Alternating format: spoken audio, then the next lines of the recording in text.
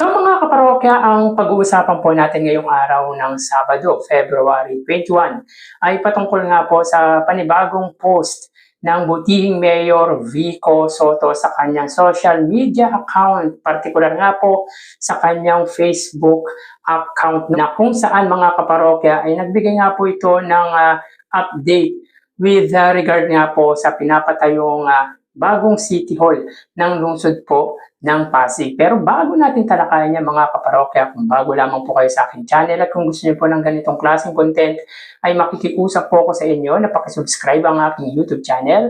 Pakilike and share na rin sa gayon ay mas dumami pa po makapanood ng mga ina-upload po nating video araw-araw. Maraming salamat po at sobrang na-appreciate ko po kayo mga kaparokya. By the way, ako nga po pala si Mervin, ang tao sa likod ng YouTube channel na Kaparokya TV. Kamusta kayo mga kaparokya? Naway nasa mabuting kalagayan po kayo habang pinapanood nyo po ang video ko na ito. So again, maraming salamat at sobrang na-appreciate ko po kayo mga kaparokya. So yun nga po mga kaparokya, ayon kay Mayor Vico Soto nung una ay talagang nagdalawang isip daw po ito na magpagawa ng mala-eleganteng City Hall sapagkat bubuno or maglalaan nga po sila ng bilyong-bilyong pera mula sa kaban ng bayan. Kumbaga mga kaparokya, may doubt siya na magpagawa ng mala high class or sabihin po natin mala 5-star hotel na City Hall sapagkat unang-una ay baka hindi nga po magawa ng maayos. Kumbaga yung quality ay hindi po magawa. And of course, natatakot din po ito sa sasabihin ng mga tao. Ngunit nung time na nakita po nila na kailangan po talagang baguhin ang City Hall ay nagdesisyon siya at of course yung pamahalang lungsod na magpagawa nga po ng Pasig City Hall or bagong City Hall na nagkakalaga nga po ng 9.2 billion pesos. From 9.6 billion ay naging 9.2 billion pesos po ito. Pero ngayon mga kaparokya ay unti-unti na nga pong sinisimulan at meron na nga pong update ang butihing mayor patungkol nga po dito. So meron nga po tayong ipapakitang video coming from Mayor Vico Soto post. Ito po ay post niya sa kanyang social media, particular nga po sa kanyang Facebook account. So, ito nga po mga parokya. Sa may Pasig City Hall, 4 na buwan pa lang wala groundbreaking. Tapos na ang pundasyon dahil malambot o liquefying po ng lupa. 71 board piles ang ginamit, yung pinakamalalim hanggang 60 meters ang lalim.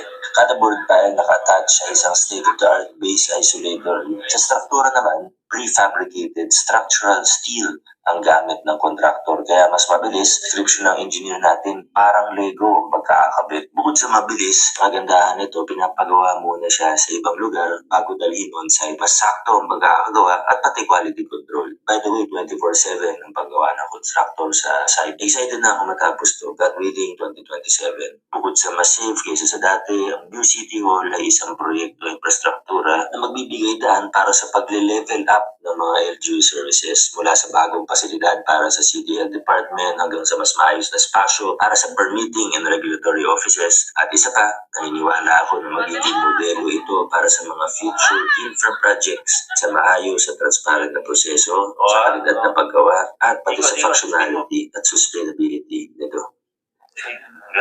So yun nga po mga kaparokya, naniniwala po tayo sa sinabi ng butihing Mayor Vico Soto na ang Pasig City Hall or yung new Pasig City Hall ay magiging modelo or sabihin po natin sumisimbolo or sisimbolo sa iba pang LGU na kapag maayos ang pamumuno ay hindi imposibleng makapagpagawa ng tulad niya po ng New Pasig City Hall.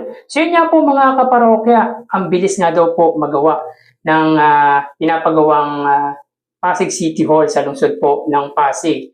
At yun nga po, ayon kay Mayor Vico Soto sa kanyang post, ay yung foundation daw po ng City Hall na pinapagawa nila ay kumpleto na daw po. Nakaporma na yung structural works at 24/7 po ang gawa sa nasabing City Hall. So dito mga kaparokya, pinapakita lamang po ng lungsod po ng Pasig na kapag hindi korap ang namumuno ay hindi po imposible makapagpagawa po ng ganitong klaseng mala high class na City Hall, mala hotel, 5-star hotel na City Hall. At malaking tulong po ito mga kaparokya sa ekonomiya ng nasabing lungsod. Of course mga kaparokya, magkakaroon po ito ng business or sabihin natin business establishment sa nasabing lugar. And of course mga kaparokya,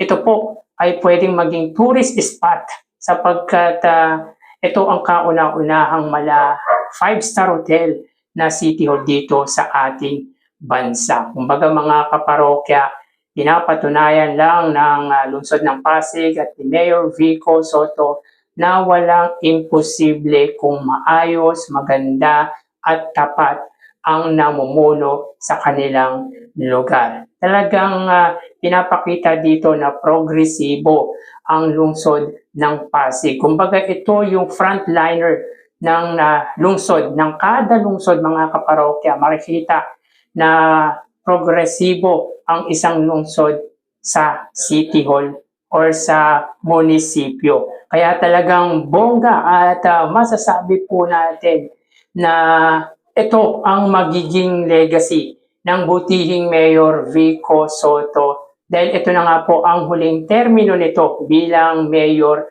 ng lungsod ng Pasig. Kumbaga mga kaparokya, meron siyang maiiwang alaala sa nasabing lungsod. Sayang lang mga kaparokya, kailangan pong lisanin ng butihing Mayor Vico Sotto ang lungsod Pasig bilang leader nila sapagkat ayon sa Constitution ay hanggang 3 termino lamang po ang pwedeng maging term ng isang city official or local official. Even yung mga national officials ata mga kaparokya, sayang at hindi pa po pwedeng tumakbo sa mataas na posisyon ang butihing Mayor Vico Sotto at nag-announce na nga po ito na hindi po siya tatakbo in any position by 2028. Kaya medyo nangihinayang po ako mga kaparokya sapagkat hindi na po natin masisilayan kung paano po pamunuan